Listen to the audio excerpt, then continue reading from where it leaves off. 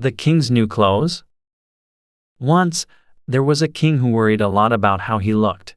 Most kings worried about the country's money, but this king only thought about clothes. He spent all the country's money on clothes, and his wardrobe was as big as a country. He only went to the theater when he had a new outfit and wanted people to see it. The king was not often in council, but he was often in his wardrobe. So the people in the country wore old dirty clothes and the king's council did all his work for him. Actually, this was quite good. The council understood the job better than the king. Things went well until one dark day. A pair of brothers came to the castle, saying that they were famous weavers, but they were lying. But when the king heard that there were weavers in the castle, he wanted to see them. "My dear king," said the first brother, "we have traveled through your country, and we have heard lots of stories about your amazing outfits." "You have?" said the king. He was happy that everyone knew about his outfits. How wonderful. "We have an idea. We want to weave you a beautiful outfit, and then the whole world will know about you," said the second brother. "The whole world? Isn't that a wonderful idea?" said the king. He looked at his council, but they did not look so happy. "If the other kings and queens hear that I have such an outfit, they will think we are rich, and they will not make war with us." "And it won't just be beautiful. The clothes will be magic. Only people who are clever and good at their job will be able to see them," said the first brother. The king thought this was brilliant. His outfit would make him famous, and he would also know if his council were good at their jobs, and who was clever. "We must start immediately. What do you need to weave this wonderful outfit?" said the king. So the lying brothers asked for 2 bags of gold and a room to work in. There, they put 2 big machines and pretended to start working. They put the gold in their own bags, and they did not put anything in the machines. They moved their hands in the air and worked the machines. It made lots of noise, but of course, the machines were empty. They were only pretending. A few days later, the king was looking at clothes in his wardrobe, and then he had an idea.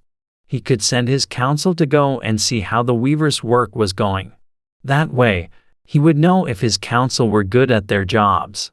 He sent the oldest man in the council to go and talk to the weavers.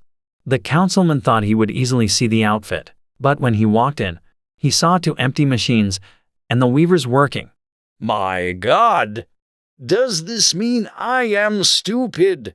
Then I must not be good at my job," he thought. "Councilman," said the brothers, stopping their work. "Thank you for coming to see our work. Come closer, so you can see the clothes better." The councilman pretended to look at the outfit. "Tell us, do you like how it looks? And what do you think of the colors?"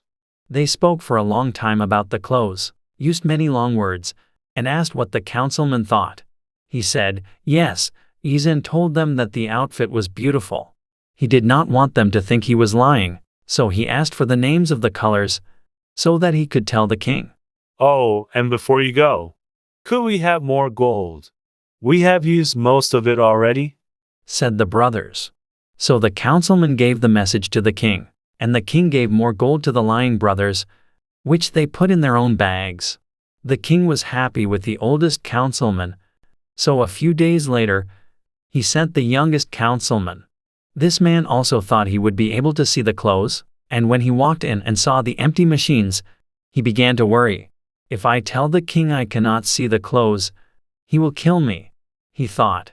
So he looked at the machines for a long time, and spoke loudly about how beautiful the clothes were, and how he wanted to tell the whole city about it.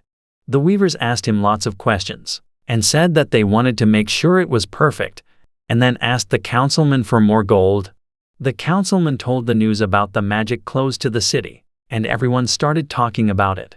They all wanted to see the outfit, so that they could know who was stupid or bad at their job. Finally, the king decided that he could wait to send his councilmen to the weavers, because he wanted to see the clothes himself.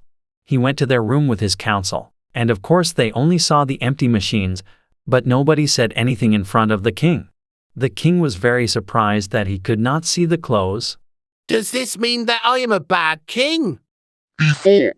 But how can that be? I have been a good king all my life. But maybe my council has always done most of the work. And isn't that the job of a king?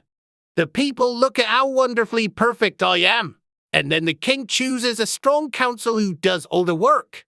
I must not speak of this, or people will think I am a bad king. So the king said that the clothes looked wonderful, and that he would give the weavers as much gold as they needed. The council laughed and talked about the beautiful colors. If you listened to the council, you would think the clothes were black, white, red, green, yellow, orange, blue, purple, and gold. Yes, you have done an excellent job, Said the king. So I think we must hold a parade. There, we will show everyone the new outfit, and afterwards you will be knighted. The lying brothers' mouths fell open. We will be knighted? How amazing! Our king is too kind? The night before the parade, the weavers did not sleep. They worked all night on their machines. Then they took the clothes out, cut them with scissors, and so on.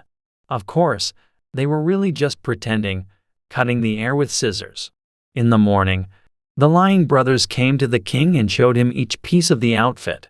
"Here are your new trousers, my king," they said, and they helped the king put on his trousers. "Here is your new scarf, my king," they said, and they helped the king put on his scarf. "Here is your new shirt, my king," they said, and they helped the king put on his shirt. "The clothes are so light that you will not feel them," they explained. "They are as light as air," the king said. The weavers took the king to the mirror. He stood there completely naked, but the weavers pretended to look at the outfit, talking about how good he looked. The parade began, and all the people of the city came to see the king's new clothes. Of course, there was really nothing to see, but nobody wanted to say anything, because then people would think they were stupid. So everyone talked about how wonderful the king looked. Finally, a young girl saw the king, and she could not understand what everyone was talking about. "But he's naked," she said. "The king is naked." The words quickly went through the crowd. Everyone started to talk about the king's new clothes. Well, everyone started to talk about how the king didn't have any clothes. Soon, people started to laugh. "The king is naked. It does not matter," the king thought. "The people of the city are stupid? I knew that already. And I know that I look excellent." When the parade was finished, the king went back to the castle to find the weavers, so he could knight them. But the two lying brothers were gone. Nobody could find them. "Hello? Where have those two gone?" They had left when the parade started, taking all their gold with them. And so the king stood, naked, in his castle. He felt quite stupid.